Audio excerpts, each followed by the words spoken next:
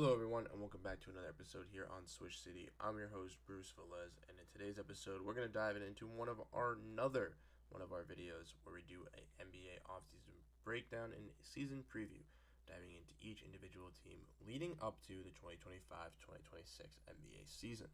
In today's episode, we're going to be breaking down the Golden State Warriors, a team that just made all their moves recently after obviously dealing with this long-term Jonathan Kuminga RFA situation, but finally have their roster set and look to be against one of the top teams in the Western Conference. But obviously with a roster that is getting older, can they still live at those expectations? Well, we're going to be breaking down and deciding all of that in today's episode. So let me know your thoughts down below in the comment section. And without further ado, let's get into it.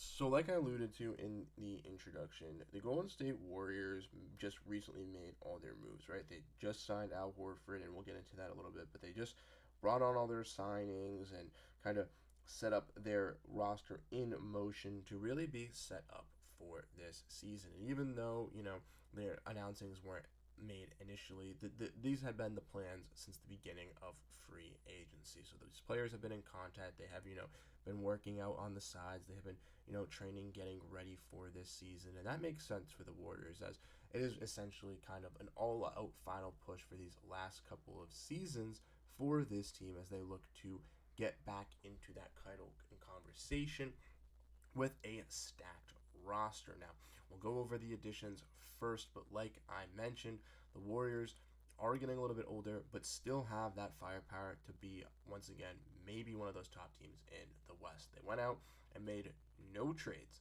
this offseason. They realistically, made some draft day trades here and there, but necessarily didn't go out and make any big time moves. They went out and necessarily only did some little things. They went out and brought Al Horford in from the Boston Celtics, as they can essentially price out the Boston Celtics, and with them knowing that Al Horford was going to go to Golden State regardless of the Jonathan Kuminga situation, they ended up pivoting and doing some of their contracts that were on the smaller end, which they could afford. Horford ultimately comes to the Golden State Warriors to become their starting center and to fit kind of like a glove for this team. As Horford obviously has gotten older, he has slowed down a little bit, but still can be a very effective big man. And I've been saying for the last 2 seasons, can still start in the NBA.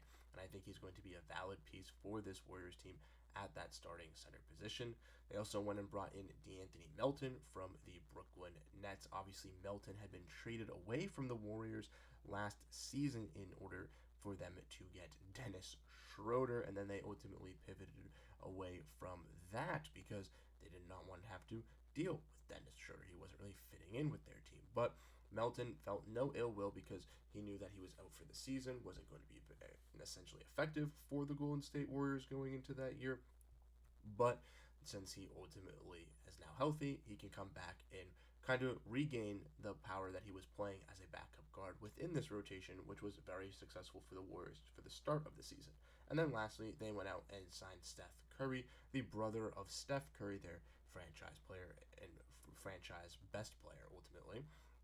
And Seth Curry is signed on an Exhibit 9 deal as a veteran scorer that hopefully can make their final roster coming in from the Charlotte Hornets. Now, the Warriors did make 2 selections here in the draft as well, getting Alex Tui and Will Richard. They got Will Richard from the Memphis Grizzlies, ultimately selected Tui with one of their other selections, which they got from the Phoenix Suns after they traded away their original 2 picks to Phoenix in their quest to move up for Rasheer Fleming.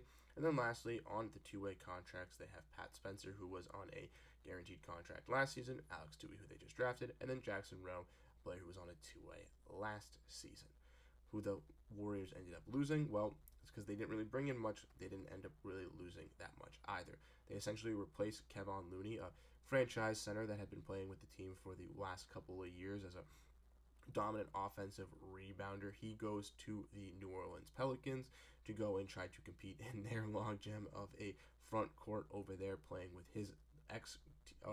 with another former Golden State Warrior and his former teammate on the team in Jordan Poole. Kevin Knox ultimately leaves the Golden State Warriors after getting a late season guaranteed deal. He has signed a training camp deal with the Chicago Bulls, trying to get onto their team. And then Braxton Key, who was a two-way, I believe, for this Warriors team last season. He is signed the Exhibit 10 day with the Grizzlies, trying to fight over there, in which only one player has gone overseas from this Warriors team, and that is Taron Armstrong. But the Warriors still do have his rights, so they do want to bring him back. They always can.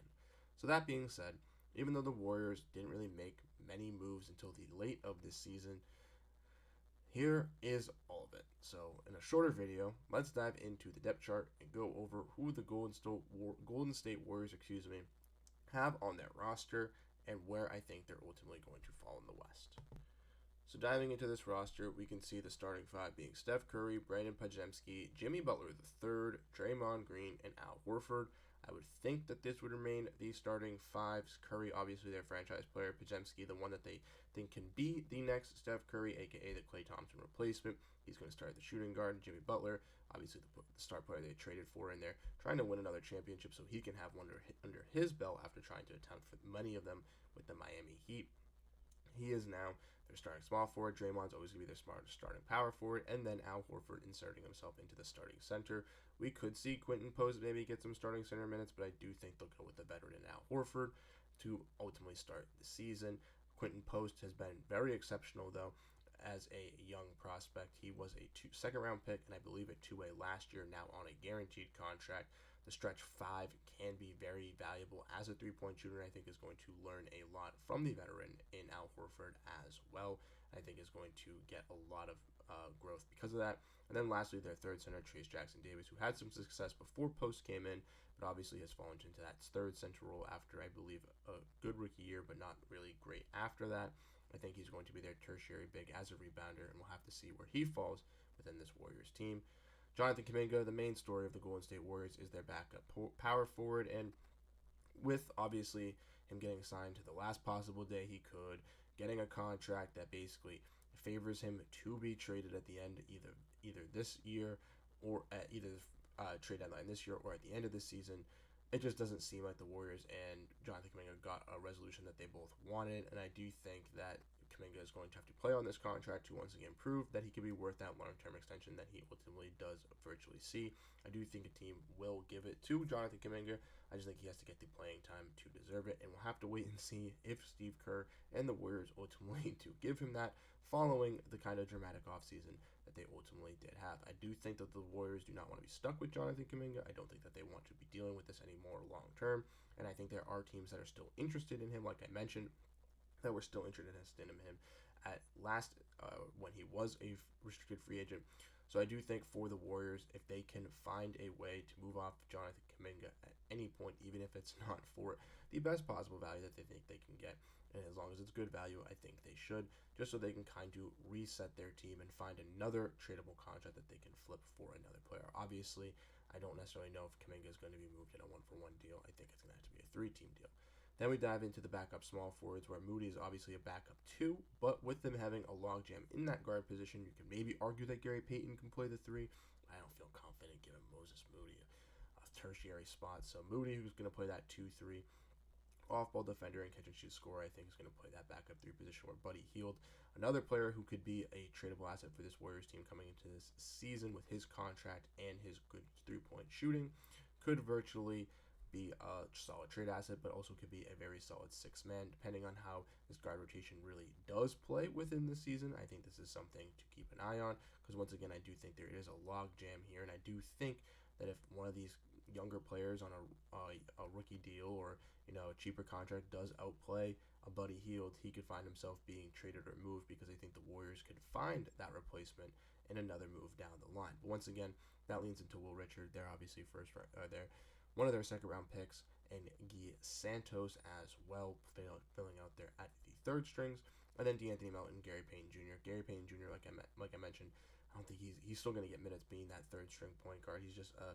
defensive beast for this Warriors team and can be a really solid on-ball defender and finds his rhythm for this Warriors squad, even though he's not the greatest offensively from shooting. And then DeAnthony Melton hopefully can have, like I mentioned when I talked about how the Warriors signed him, a little bit of a good season filling in and being that secondary point guard to initiate the offense, but also catch and shoot score to work alongside these players, to be another coinciding guard to really flow in with with their offense, like we saw at the beginning of last year before he got injured. So, with that all being said, where do the Warriors ultimately fall? Well, I have them coming in at 7th in the Western Conference, just above the Los Angeles Lakers, who we talked about in our last video. I did say in that Lakers video, you could argue between the Lakers and the Warriors, and I still think you can have that debate here. But realistically, when looking at this Warriors team, I just think the starting five just meshes a little bit well and a little bit better than that Lakers squad. Obviously, you have Jimmy Butler on the wing with Draymond Green. However, they are obviously an older squad as well, a little bit older than the Los Angeles Lakers, but I do trust the depth here in the Golden State Warriors more than the Lakers, right? D'Anthony Melton, Buddy Hield, Moses Moody, Jonathan Kuminga, Quentin Post, Gary Payton. That is at least 6 guys off the bench that I just named that can at least play. And if Trace Jackson Davis can also prove himself to be promisable, that's 7 guys off the bench. That means you are incredibly deep and you can have multiple rotations and multiple ways to function both offensively and defensively to run great sets. And obviously with Steve Kerr being a pretty solid head coach, I think he could be able to command that. Now, the Warriors could run into some injuries. They could run into, age-old question marks with them being an older roster, and that could hinder them, right? They could be a little bit lower than some of these teams, maybe even below the Los Angeles Lakers. But ultimately, I do have to say I just have them edging them out just by a little bit. Obviously, with the Lakers starting the year with some players being out as well, I think for the Warriors, this is the time to capitalize, to go into the season being an older team and to start off hot. And even though the Wild West does have some dominating young squads, they also do have a lot of dominating older squads here as well that are still trying to reign supreme. And that's going to be a key piece into how the Western Conference ultimately does fall out. Will it be the young squads really being able to run the floor and dominate, which I think is going to happen, or will some of these UNC squads that we do see just have the talent and have the chemistry and have the connection to outsmart some of these guys and to come together to win for maybe some of them their first championship in their NBA career? It's going to be a great dominant battle in the West. I can't wait to see it how unfold. I hope you guys enjoyed my breakdown on the Golden State Warriors. Ultimately, this one was a little bit shorter. Didn't really have as much transactions as some of the other teams that we broke down in this series, so I do apologize. But I hope you guys did enjoy the video today. If you guys did, make sure to hit the subscribe button because it does go a long way, as we're going to have these videos coming out for every single team. So as you know, if your team hasn't come yet, make sure to stay tuned, as I guarantee it will come out before the start of the season. And then, like I've said in the past, we're going to have more NBA content coming once the season starts. So you definitely want to stay tuned to discuss everything NBA over here on Swish City. Once again, thank you guys so much for tuning in. I really do appreciate it, and I'll catch you guys in the next one. Have a great rest of your day, and peace out.